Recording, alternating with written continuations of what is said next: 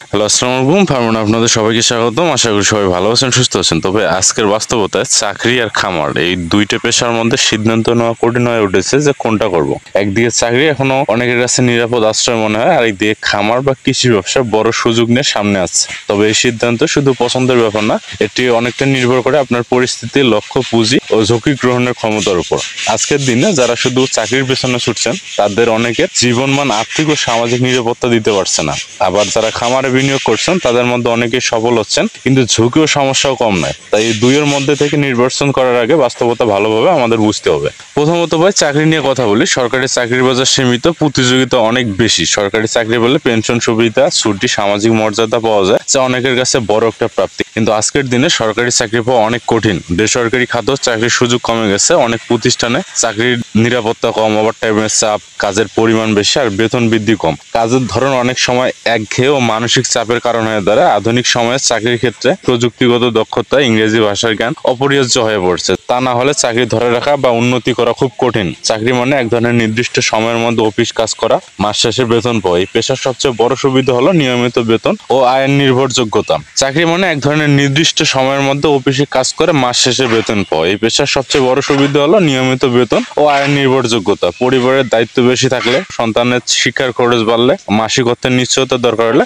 চাকরি ভালো। এতে ঝুঁকি কম, কারণ মাসিক আয়ের নিশ্চয়তা থাকে। তবে চাকরির সীমাবদ্ধতাও আছে। বেতন বাড়ার হার সীমিত, স্বাধীনতা কম, আর চাকরি চলে যাওয়ার আশঙ্কা থাকেই থাকে সবসময়। আজকের দিনে চাকরির নিরাপত্তা আগের মতো নেই ভাই। কেউ একটা প্রতিষ্ঠানে চাকরি পেলে জীবন জুড়ে নিরাপদ নয়। পাশাপাশি চাকরির কর্মক্ষেত্রে ক্রমাগত প্রতিযোগিতা বাড়ছে, মানসিক চাপ বেড়ে যাচ্ছে। এবার সেই খামারের দিকে। খামার বলতে এখানে মূলত গবাদি পশু পালন, মুরগি পালন, মাছ চাষ, পশু খাদ্য উৎপাদন এবং আধুনিক কৃষি ব্যবসাকে বোঝানো হয়েছে। খামার মানে নিজস্ব ব্যবসা, নিজস্ব সম্পত্তি। এতে ঝুঁকি বেশি, কারণ রোগ, আবহাওয়া, বাজারের মূল্য ওঠানামা, খাবারের দাম পরিবর্তন সবকিছু সরাসরি ব্যবসার উপর প্রভাব ফেলে। কিন্তু সঠিক পরিকল্পনা, আধুনিক প্রযুক্তি ও পরিশ্রমের মাধ্যমে ঝুঁকি অনেকটাই কমানো যায়। খামার থেকে লাভের সুযোগ সীমাহীন। আপনার যত বেশি খামার তত বেশি লাভের সম্ভাবনা। ব্যবসায়িক বুদ্ধি ও বাজার জ্ঞান থাকলে খামার থেকে ভালো লাভ পাওয়া সম্ভব। খামারে বিনিয়োগ করলে স্বাভাবিকভাবে দীর্ঘমেয়াদে চিন্তা করতে হয়, ব্যবসার উন্নয়নে সময় দিতে হয়, ব্যয় করতে হয়, ঝুঁকি নিতে হয়। কিন্তু সফল হলে পরিবারে আর্থিক স্বাধীনতা আসে। খামার মানে নিজের পরিশ্রমের পুরস্কার পাওয়া, ব্যবসা বাড়ানোর সুযোগ থাকা। পাশাপাশি খামার থেকে আপনি নিজের পরিবারের জন্য পুষ্টিকর ও সাশ্রয়ী খাবার নিশ্চিত করতে পারেন, যা আজকের দিনে অনেক পরিবারের জন্য খুবই গুরুত্বপূর্ণ বিষয়। বাংলাদেশের বাজার বিশ্লেষণ করলে দেখা যায় ভাই, দুধ, মাংস, মাছের চাহিদা দিন দিন আমাদের বাড়ছে। জনসংখ্যা বৃদ্ধি, তারপর হচ্ছে শহরমুখী হওয়া, ক্রেতাদের ক্রয় ক্ষমতা বৃদ্ধি, এসব কারণে খাদ্য উৎপাদনের প্রয়োজনীয়তা দিনকে দিন বেড়েই চলছে। ফলে যারা আজ খামারে মনোযোগ দিচ্ছেন তারা আগামী দিনে বেশি লাভবান হবে। এতে পুঁজি থাকলে আরো ভালো, কারণ খামার ব্যবসার প্রথম দিকে ব্যয় থাকে। তবে খামারে সফল হতে হলে নির্দিষ্ট কিছু গুণাবলী প্রয়োজন। প্রথমত হচ্ছে ভালো পরিকল্পনা, বাজারের চাহিদা বুঝতে হবে। দ্বিতীয়ত আধুনিক প্রযুক্তি ব্যবহার করতে হবে, যেমন সঠিক খামারের জায়গা নির্বাচন, রোগ প্রতিরোধ, খাদ্যের মান নিয়ন্ত্রণ, পরিচর্যা ইত্যাদি। তৃতীয়ত হচ্ছে সময় ও পরিশ্রম দিতে হবে ভাই। খামারে অবসর পাওয়া কঠিন। অনেক সময় দিনের শুরু থেকে শেষ পর্যন্ত খামারের কাজে নিয়োজিত থাকতে হয়। আরেকটা জিনিস বলতে চাই ভাই, পরিবারের আর্থিক নিরাপত্তার জন্য চাকরি ও খামারের সমন্বয় কিন্তু অনেক গুরুত্বপূর্ণ একটা দিক। শুধুমাত্র চাকরিতে নির্ভর করলে পরিবারের আয়ের সীমাবদ্ধতা দেখা দিতে পারে। আবার শুধুমাত্র খামারের ঝুঁকি নিয়ে বসে থাকলে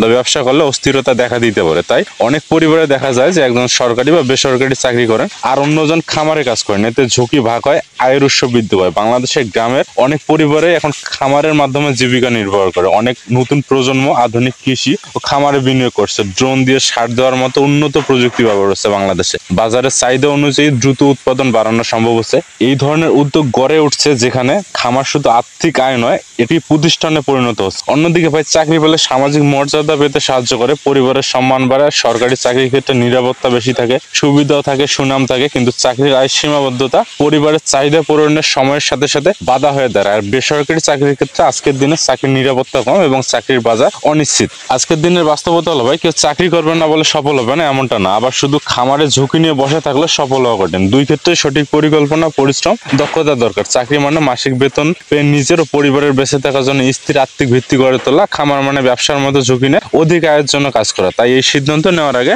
নিজের পরিবারের আর্থিক অবস্থা, শিক্ষাগত যোগ্যতা, সময়, ঝুঁকি নেওয়ার ক্ষমতা ও ভবিষ্যৎ লক্ষ্য মূল্যায়ন করতে হবে। আপনি যদি ঝুঁকি নিতে চান, ব্যবসার স্বাধীনতা চান, নিজে পরিশ্রম করতে পছন্দ করেন, তাহলে খামার আপনার জন্য খুবই ভালো হবে। আর যদি নির্দিষ্ট মাসিক আয় পেতে চান, ঝুঁকি কমাতে চান, পরিবারের দায়িত্ব সামলাতে চান, তাহলে চাকরি ভালো। সর্বোপরি ভাই, চাকরি আর খামারের মধ্যে একটি সিদ্ধান্ত মানে জীবনের বড় একটি যুদ্ধে নামায়। এখানে কোনো সহজ পরিবর্তন নেই, তবে দেশের অর্থনৈতিক পরিবর্তন, জনসংখ্যা বৃদ্ধির কারণে খামার ও কৃষি ব্যবসার গুরুত্ব বেড়েই চলছে। যারা আধুনিক প্রযুক্তি ও বুদ্ধিমানের সাথে খামারের কাজ করছে তারা আগামী দিনে সফল হবে। অন্যদিকে যারা দক্ষতা ও যোগ্যতা অর্জন করে ভালো চাকরি করেন তারা সামাজিক ও আর্থিক নিরাপত্তা নিশ্চিত করতে পারবে। তাই বাস্তবতা হলো দুই পথে সুযোগ আছে, তবে নিজের অবস্থার লক্ষ্য ও সক্ষমতার উপর ভিত্তি করে সিদ্ধান্ত নিতে হবে। তাই একজন পরিবারের প্রধান হিসাবে আপনার কাজ হলো সঠিক তথ্য নিয়ে চিন্তা করা, ঝুঁকি বোঝা, পুঁজি ও সময়ের হিসাব রাখা, তারপর বুদ্ধিমানের মতো সিদ্ধান্ত নেওয়া। চাকরি বা খামার কোনোটাই ছোট বা বড় না, বরং সেটাই বড় যা আপনাকে দীর্ঘমেয়াদী নিরাপত্তা দিতে পারে। তাই অবশ্যই এই বিষয়গুলো আপনারা মাথায় রাখবেন। সবাই ভালো থাকবেন, সুস্থ থাকবেন। দেখা হবে আগামী ভিডিওতে নতুন কোনো জিনিস নিয়ে। সে পর্যন্ত আল্লাহ হাফেজ।